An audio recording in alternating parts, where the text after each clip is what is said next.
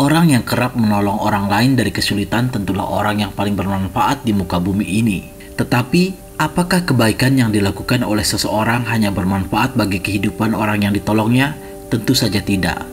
Kebaikan itu juga akan kembali pada si pelakunya dalam bentuk yang berbeda. Berikut ini adalah sebuah kisah yang bisa menginspirasi kita semua untuk terus berbuat baik. Pada suatu hari, ada seorang wanita parubaya yang menyetop sebuah taksi yang lewat di jalanan sebuah pasar tradisional. Wanita tersebut terlihat sangat buru-buru. Singkat cerita, taksi yang ditumpangi wanita tersebut sampai di tujuan. Saat hendak membayar taksi, ia kebingungan lantaran dompet berisi uang tidak ada di tas kecil yang dibawanya. Si wanita itu kemudian berpikir, mungkin dirinya telah menjadi korban pencopetan saat di pasar tradisional tadi. Sesaat ia kebingungan, namun akhirnya ia menyampaikan kepada sang supir taksi perihal dompetnya yang hilang dengan raut wajah cemas bercampur malu. Sang supir dapat menangkap ekspresi raut wajah si wanita melalui kaca tengah mobil. Sang supir taksi berkata, "Ya sudah bu, bayarannya nanti saja kalau kapan-kapan kita ketemu lagi. Toh argonya cuma 50.000 lebih. Tapi saya bukan berasal dari kota ini, entah kapan lagi saya datang ke kota ini. Atau bapak punya nomor rekening, biar nanti saya transfer," ujar si wanita. Sang supir berkata sambil tersenyum, "Saya tidak punya nomor rekening bu. Hasil saya bekerja sebagai supir taksi tidak pernah saya tabung di bank karena selalu habis untuk kebutuhan keluarga sehari-hari." Si wanita dan sang supir sejenak saling terdiam, masing-masing sibuk dengan pikirannya.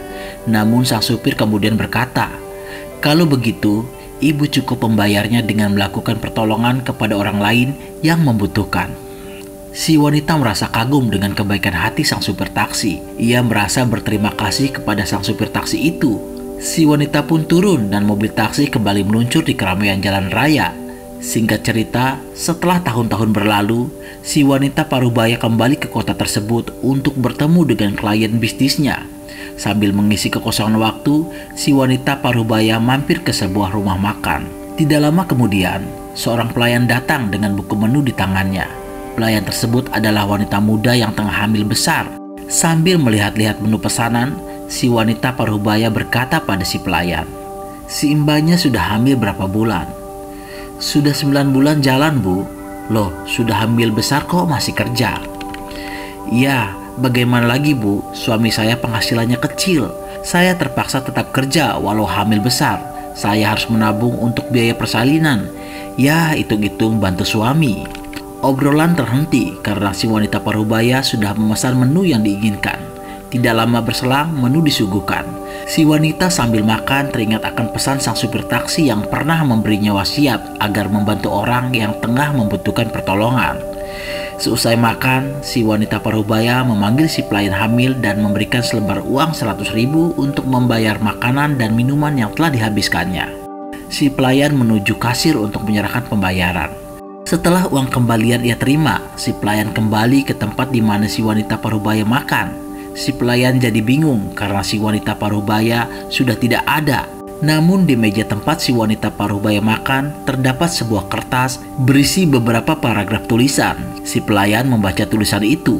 "Uang kembaliannya silakan ambil saja buat si mbaknya. Dan di bawah taplak meja ini ada amplop berisi uang untuk biaya persalinan si mbaknya. Dengan begitu, mulai sekarang si mbak sudah bisa istirahat sambil menunggu waktu persalinan." Si pelayan kemudian menyingkapkan taplak meja dan ia melihat sebuah amplop putih yang cukup tebal. Saat si pelayan membuka amplop itu, ia melongo karena isinya lembaran uang ratusan ribu. Setelah dihitung, uang tersebut berjumlah 5 juta rupiah. Kebaikan si wanita parubaya itu teramat berkesan di hati si wanita hamil. Wanita hamil ini meminta rekaman CCTV ke restoran tempatnya bekerja yang menunjukkan aktivitas si wanita parubaya selama berada di restoran. Sesampainya di rumah, wanita hamil ini bercerita tentang kebaikan wanita parubaya serta menunjukkan kepada sang suami sosok wanita parubaya tersebut. Sang suami sangat terkejut karena ia pernah bertemu dengan wanita itu. Sang suami tak lain ialah sang supir taksi, sedangkan wanita parubaya itu adalah wanita yang pernah naik taksi secara gratis. Terima kasih sudah mendengarkan cerita ini. Semoga kita termasuk orang yang pandai dalam mengambil hikmah dari beragam peristiwa.